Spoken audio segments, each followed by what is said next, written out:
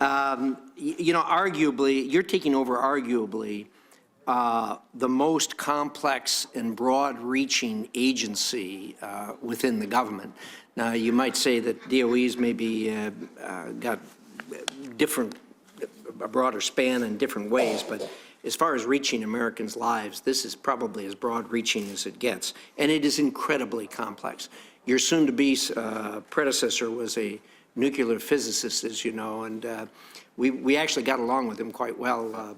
He was very intimidating when he started talking about nuclear physics. But in any event, my contention would be you don't have to be a nuclear physicist to run this agency. As Senator Manchin adequately described what happens when you become governor, nobody hands you a manual. Your success or failure depends upon your own ability to manage an incredibly broad-reaching range of services and issues for the people of your state. And it all depends on the people that you bring around you, obviously, because you've got to have experts around you. And believe me, in this agency you're taking on, you're going to need lots and lots of experts to help you do that. We have, everybody's talked about their states, we have in Idaho, the Idaho National Laboratory, which is the birthplace of nuclear energy in the world. The first light bulbs were lit by nuclear energy, were done so there at the lab. And it is today the lead laboratory on nuclear energy. And I got to have to tell you, after I met with you, I was really impressed with how you're getting your arms around this. There's a lot of different laboratories in the country. Most Americans have no idea what they do or the complexity of them.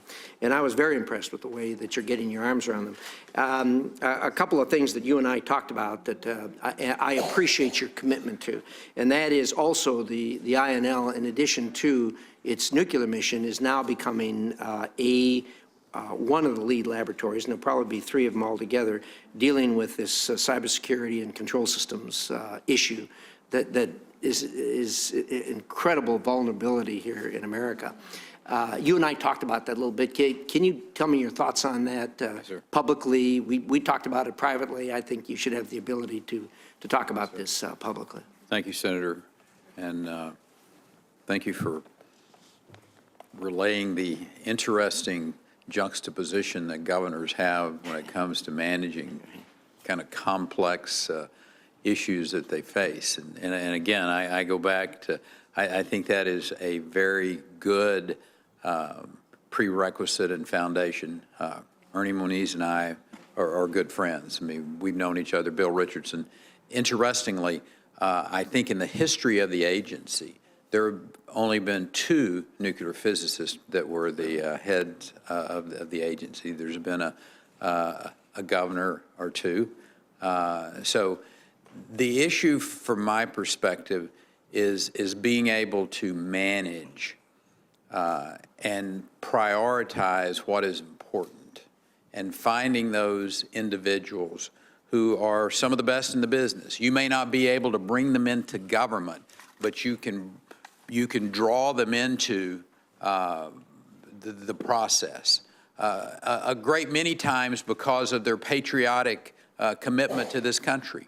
And so on the cybersecurity side, that will be my intention, is to go find men and women in the private sector, in our universities, at the DOE. And as you know, our national labs they're the repository of some of the extraordinary brilliance in the world. They truly are crown jewel of this country from a intellectual and particularly a scientific standpoint. And putting together a team, obviously working with other agencies. DARPA is going to play an important role, I would suggest to you. There are many other areas, but to coordinate cross-agency, I think, Senator, is going to really be important as well. And to have the support not only of the administration, but of Congress and the private sector on what I consider to be one of the great challenges that we have in the short span, because this arena is going to change. It's going to change in a hurry.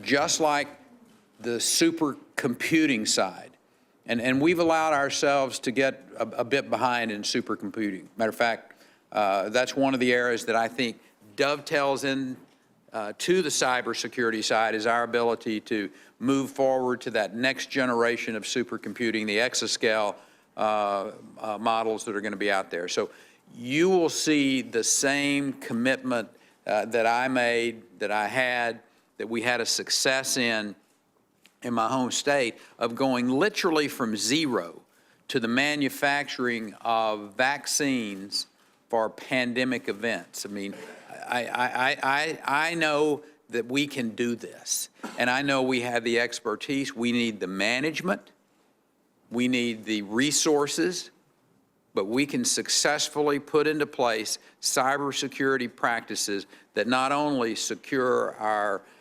private conversations from that matter, but to the more important side of things as our electrical grid and our military capabilities.